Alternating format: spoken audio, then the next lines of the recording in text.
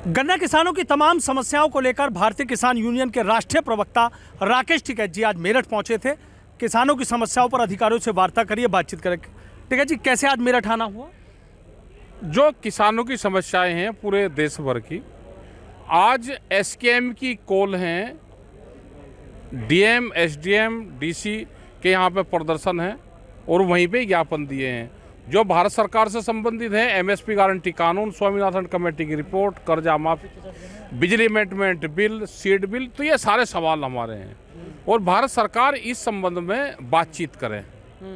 State से हैं कि यहाँ पे गन्ने का भुगतान, बिजली के इशू, उन सब इशू पे सरकार बात करे और गन्ने का रेट, गन्ने का भाव, गन्ने का भुगतान, घटतोली और जो एक फार्मूला और अख्तियार कर लिया शुगर मिल वालों ने, जी अब का रिकवरी कम है तो घटतोली कर रहे। पहले एक कानून बना था कि धर्म कांटे की तोल शुगर फैक्ट्री वाले मानते थे, एक नज़दीक का ही धर्म कांटा उस पर तोल कर ले जाओ तो उसको मानते थे। अब वो भी कैंसिल कर दिया। तो क्या किसी व्यापारी के दबाव में वो कैंसिल करा? धर्म कांटे की तोल क्यों नहीं मानते? घटतोली बहुत हो रही, 2-2, 3-3%, 4-4% तक घटतोली गन्ने की होती है। अच्छा, क्या गन्ने का अभी तक दाम भी घोषित नहीं हुआ है? दाम घोषित नहीं हुआ। देखो, उस तरह का ना तो कोई आंदोलन है अभी। पहले गन्ने पे आंदोलन होते थे, भाव के आंदोलन होते थे, लेकिन अभी कुछ किसान संगठन ही जाके कोर्ट से रिलीफ दिलवाने का काम करा और वे किसान संगठन वे हैं कि जो आंदोलनों से हट गए थे। तो उस तरह के लोग लगे। पहले किसान आंदोलन करता था, भाव का, भुगतान का, समस्या का समाधान करता था, तो धीरे धीरे गन्ना किसान आंदोलनों से भी हटे हैं। क्या गन्ने के दाम की मांग कर रहे हैं? कितना होना चाहिए? मांग क्या भाई, मांगते को क्या चाह, हमारा तो हक है। वो तो जब करें जब कोई बात करें। अभी तो हम अपने आप ही मांग लें, अपने आप ही कह लें। कोई जब देने वाला सामने हो तो भाई बात भी करे। तो क्या एक बड़े आंदोलन की शुरुआत होगी फिर गन्ने? अभी तो गन्ने पे नहीं हो रही कोई बड़े आंदोलन की कोई शुरुआत नहीं है। कोई झूठ कह लगा जी हम कर रहे हैं, कुछ नहीं। 700 तो संगठन बन गए यूपी में ही।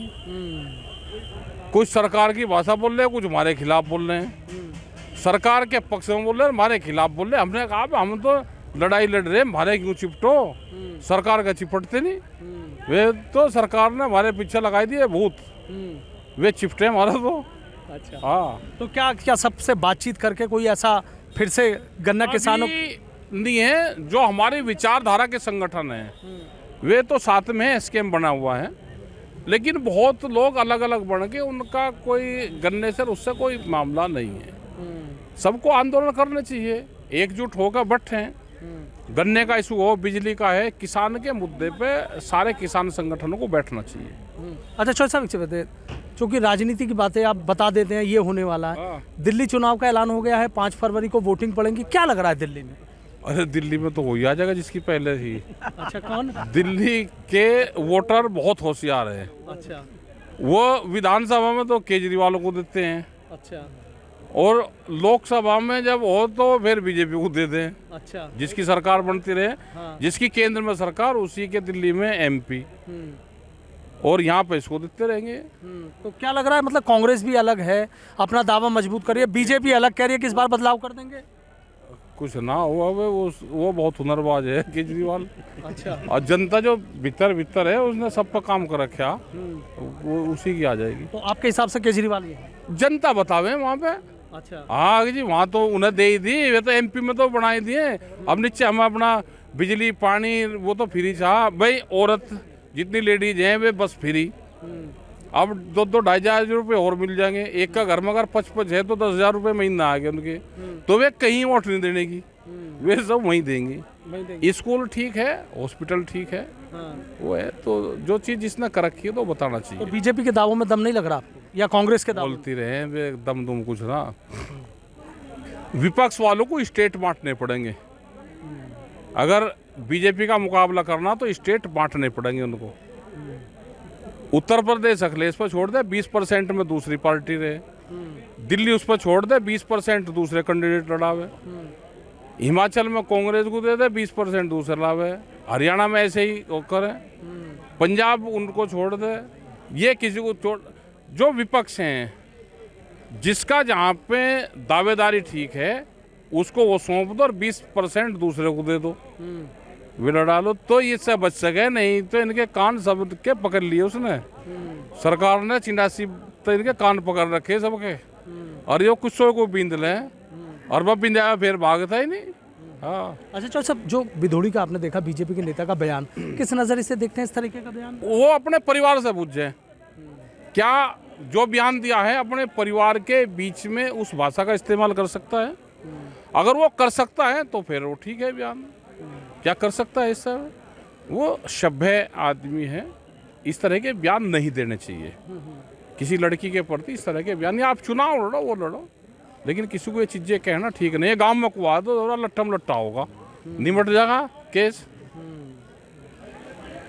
भाई किसी का भाई है, अगर किसी की बहन के बारे में कह दें तो क्या करेगा? आओगा वो लाठी लेगा, उसके घर के बाहर बैठा रहेगा, उसके पीछे रहेगा वो 27 दिन लोग को, तू लिकड़ भाई तो ये देखूंगा पहले तो।